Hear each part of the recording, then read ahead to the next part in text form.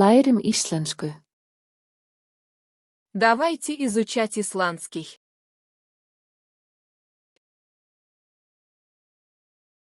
Kaupmaðurinn og andinn. Fyrsta nóttin.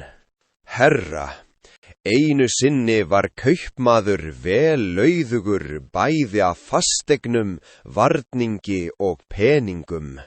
Hafði hann fjölda af undirkaupmönnum, búðarsveinum og þrælum. Samt varð hann öðru hverju sjálfur að taka sér ferð á hendur, til að ráðgast við skiptavíni sína, og svo bar því til einhverju sinni að hann varð að fara langferð í áríðandi erindi. Reið hann því af stað og létt dálítið nesti í mal sinn, brauð og döðlur, því leið hans lá eyðimork, en þar allt viðurværi ófáanlegt.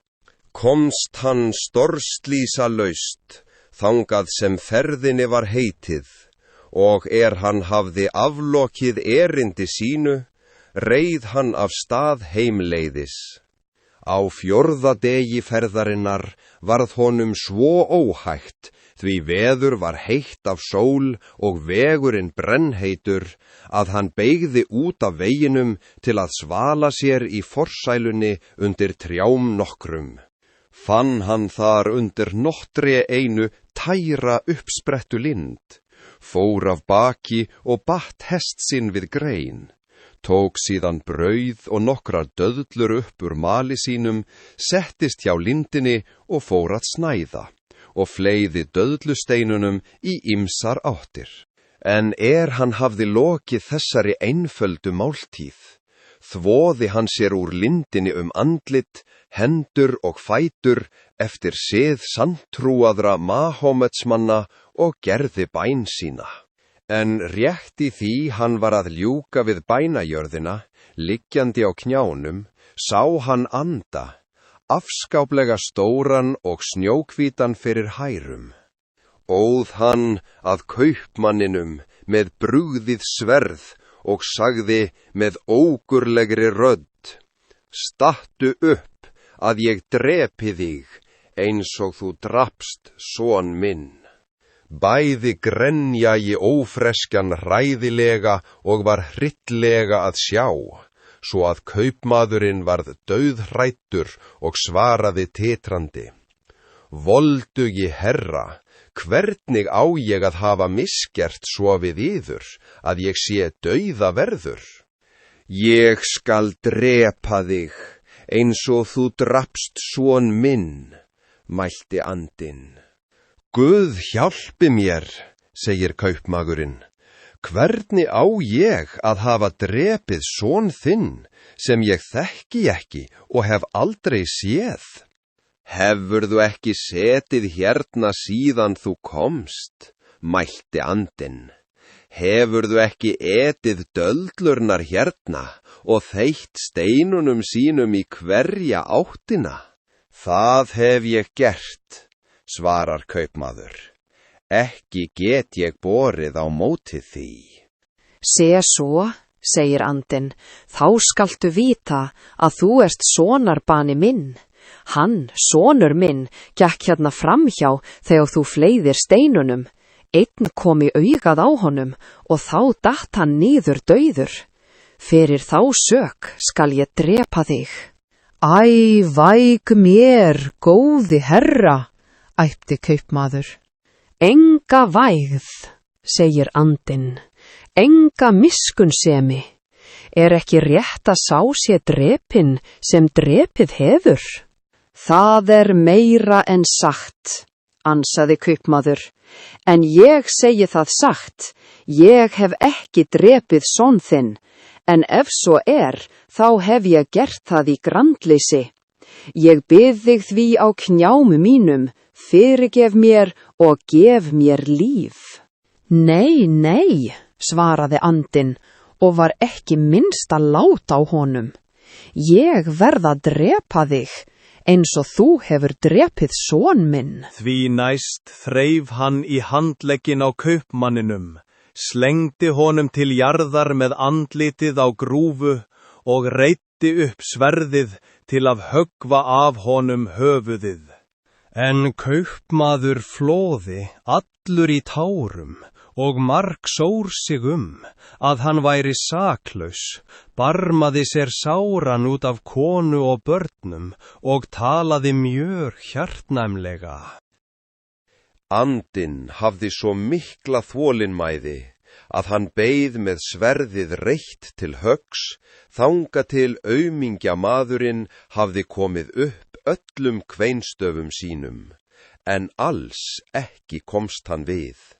Allar þessar harmatölur eru til einskis, sagði hann, þó þú gretir blóðugum tárum, það aftraði mér ekki frá því að drepa þig, eins og þú hefur drepið son minn.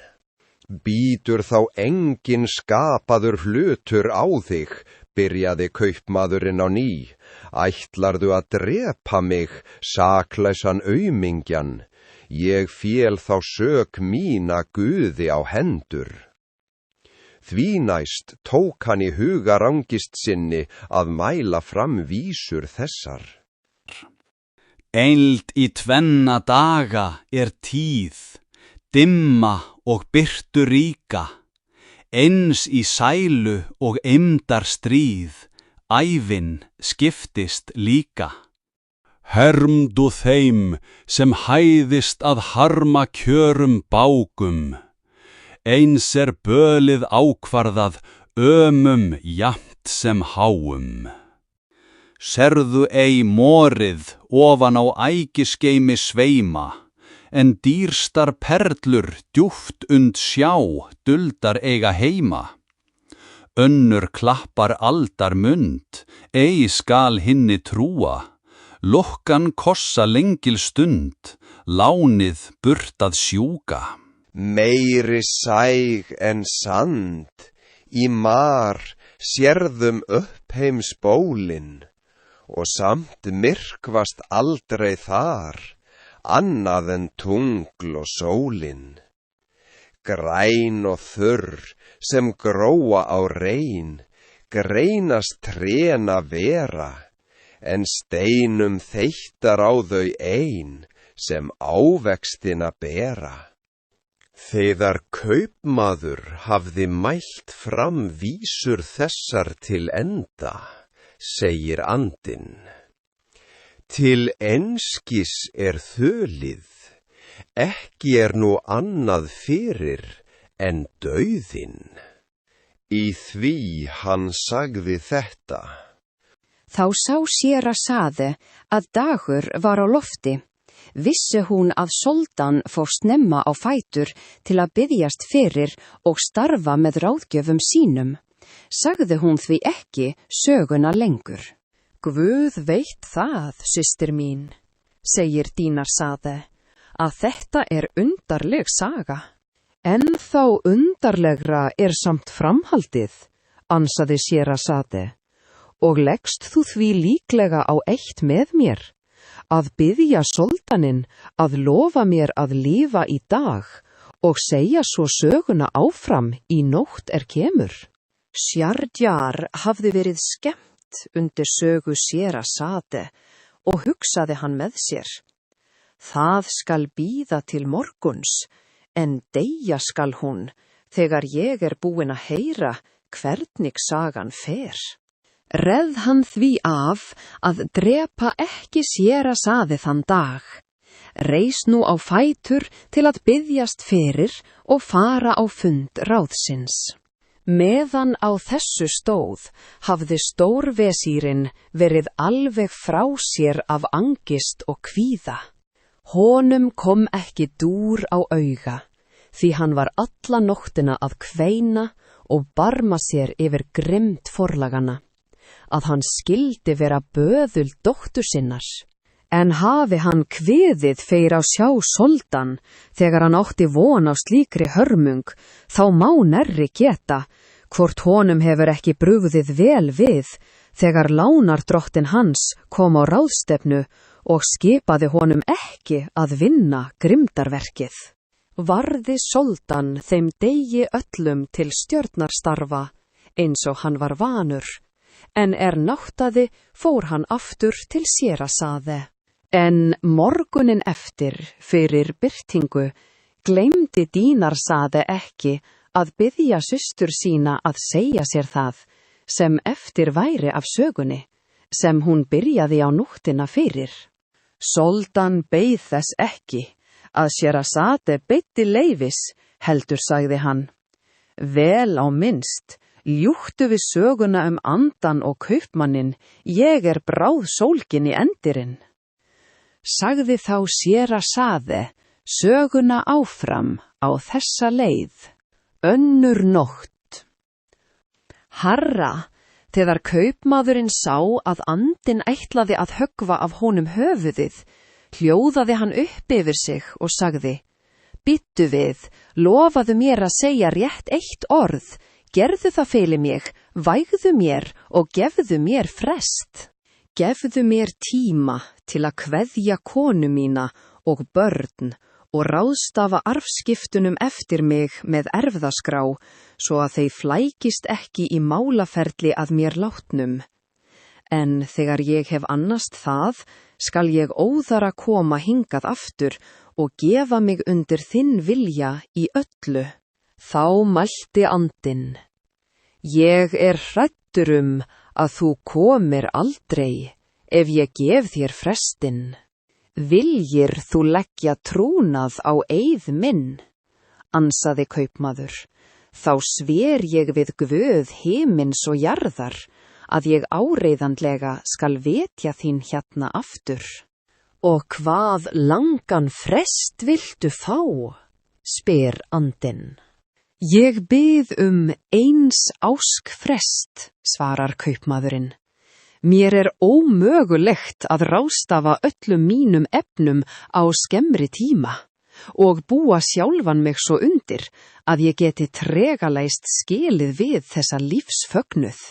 Skal ég þegar ár liðið frá þessum degi vera komin hingað aftur undir þessi tré og gefa mig þá orðalaust undir vald þitt og vilja. Viltu kalla Guð til vitnis að þessu heiti þínu? Spurði andinn. Já, ég kalla hann enn á ný til vitnis og máttu treysta eið mínum, svaraði kaupmaðurinn.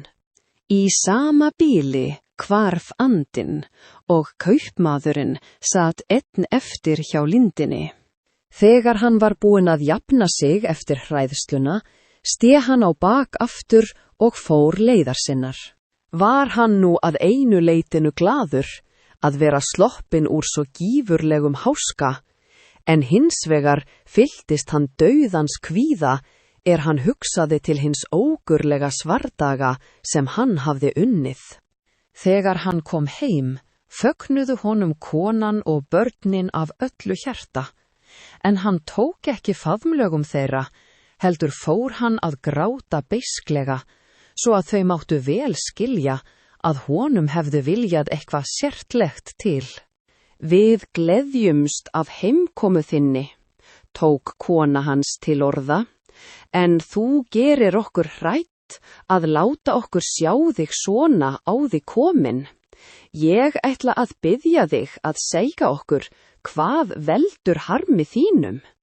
Æ, hvernig á ég að vera í öðru skapi, ansaði kaupmaður, þegar ég á ekki nema 1 ár eftir ólífað.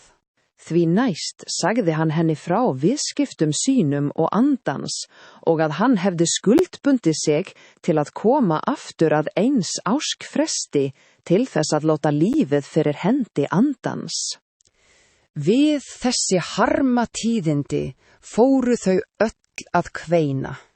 Konan hljóðaði upp yfir sig, laust sig í andlitið og hárreitti sig. Börnin flóðu í tárum og ætluðu að rífa húsið með hljóðunum og faðirinn grét tæjandi með þeim. Það var einhver sú hrygglegasta sjón sem hugsast gat.